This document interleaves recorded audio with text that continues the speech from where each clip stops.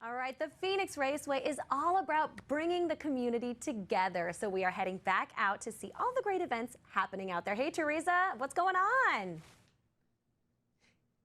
Hey, Lexi. Well, in a few, maybe about an hour, about 500 kids from the Valley will be here learning about STEM. I'm with Matt Humphrey of NASCAR. Okay, Matt, I'm going to level with you. Kids are always saying, and by kids, I mean my kids, are always saying that whatever they learn in math has no practical applications in the real world. But you say there are plenty of applications out here. In the world of NASCAR, math is so important. All science, technology, engineering, art, math is all vital on getting a NASCAR car on the racetrack. You think about the science and the technology that you have sophisticated machines that are racing around the racetrack, sometimes going 200 miles per hour at our biggest racetracks. There's a lot of science that goes on behind the scenes in order for those cars to go fast. And so you think about the mathematics involved. Just in meteorology, you think about the impact of temperature on both tire wear and how you tune your engine to be ready to go for the race weekend.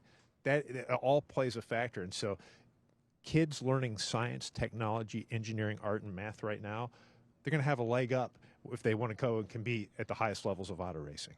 Matt, you mentioned meteorology, and I have felt a few little raindrops today. So, what happens if you get rain? I know you have races Friday, Saturday, Sunday. Well, first of all, that's not rain. It's just a heavy dew. But right now, we've got a great forecast for the race weekend. But if we would have weather impact us, we have jet dryers. We have our Toyota Tundra track drying team, which they'll go out and push compressed air. They'll push the water off the track with compressed air and then follow it up with jet engines that will add heat to the racetrack.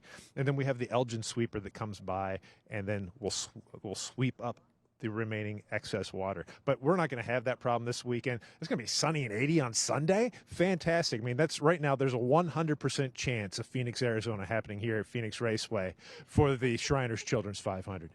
I love your enthusiasm. In fact, earlier we met and I confessed that I don't know that much about NASCAR. And you told me something, Matt, that I'll never forget. You basically consolidated this entire sport in one phrase, which was go fast, turn left. Go fast, turn left, finish in front of the person behind you, and you do that here at Ovals. But there's so much more that goes on to that, right? In order to go fast, you have to have a great team behind you, and so we have pit crews that will service the car, that will change 4 Goodyear tires and put in 2 cans of Sunoco racing fuel in about 9 seconds.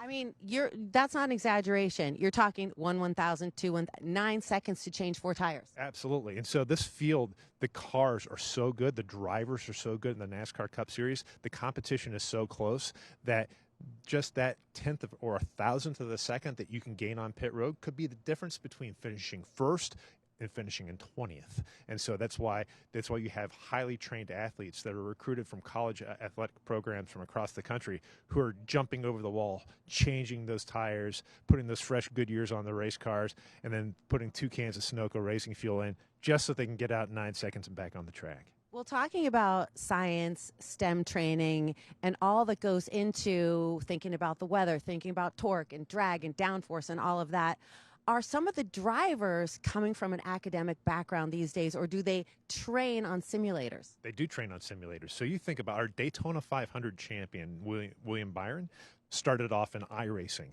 So racing on iRacing is a simulation platform that you can actually compete, and you can feel like every bump in the racetrack. They scan the racetracks to make it so realistic. Last week at Las Vegas Motor Speedway, Raja Karuth, a graduate of our Drive for Diversity driver development program, won in the NASCAR Craftsman Truck Series and became only the 3rd African-American driver to win in NASCAR. Incredible story. He got his start racing and iRacing. So it is a low-cost avenue of entry, a point of entry for our drivers to get started in the sport.